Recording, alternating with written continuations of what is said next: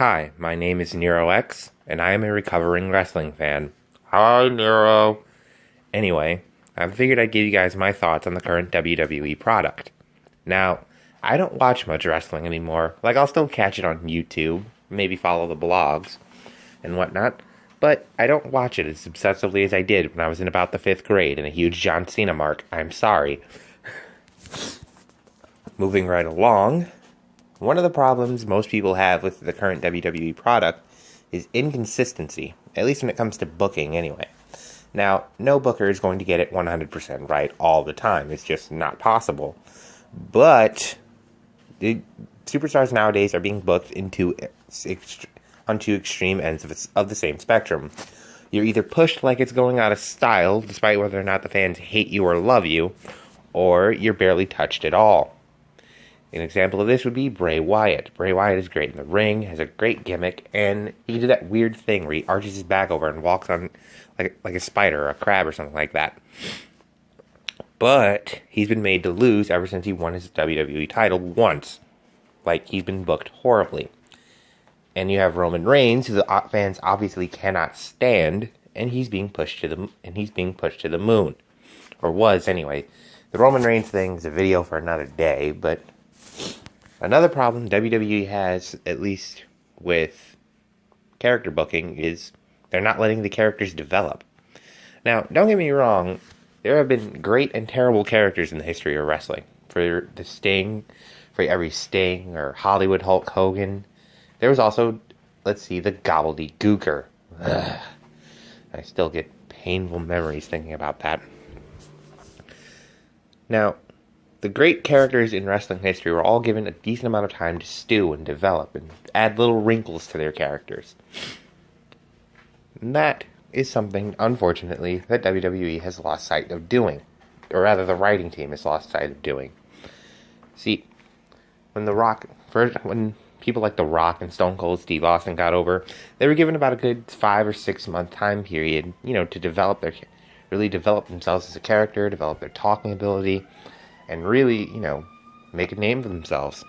They're also given convincing title reigns with the workhorse belts, the Intercontinental title or the United States title, depending on which brand you're following.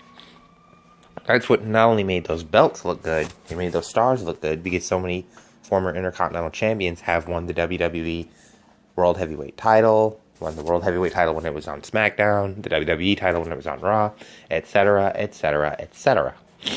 Also, am I the only person that thinks they should bring back some variation of the Hardcore Championship? Like, seriously, the Hardcore Championship was so much fun. And you can have it be exclusive to, the WWE Network or something like that. Or even better, call it the Extreme Rules Championship. Seriously, it would give a lot of superstars that don't really have anything going right now. It would give them something to fight for, give them TV time, and they could probably get themselves over and maybe move on to bigger and better things in the future. One last problem with WWE's current product is the over-reliance on part-timers and nostalgia acts. Now, I'm all good for a good bout of nostalgia every now and again. I was in my formative years when the Attitude Era was going on, and I primarily watched wrestling during the Ruthless Aggression Era. So I don't mind nostalgia every now and again. Having The Rock come back, or Stone Cold Steve Austin come back once in a blue moon, that's fine. However, they're over-relying on it now. When you bring back veteran talent, such as the Hardy Boys, you should obviously, book them in such a way that they get over with fans again, but the Hardy Boys could get over with a bunch of Dead Sea. But you also have to use them to make another team look good. How about we start I know they can't use the broken angle because of, legal reasons and whatnot, but they could probably use some twist on it and use them to make Bray Wyatt look that much better. Heck, the Hardy Boys were originally the New Brood, so you might as well use that. Anyway, those are just my problems personally with WWE's current product, and why I tend to stick to New Japan rebroadcasts on YouTube. Got any more problems with WWE? Want me to discuss another topic? Then feel free to leave a comment or at me on Twitter at Nero_Alucard. Let me say that one more time. Nero_Alucard. Well, I'm sick, as you can tell, so I'm going to be going back and crawling.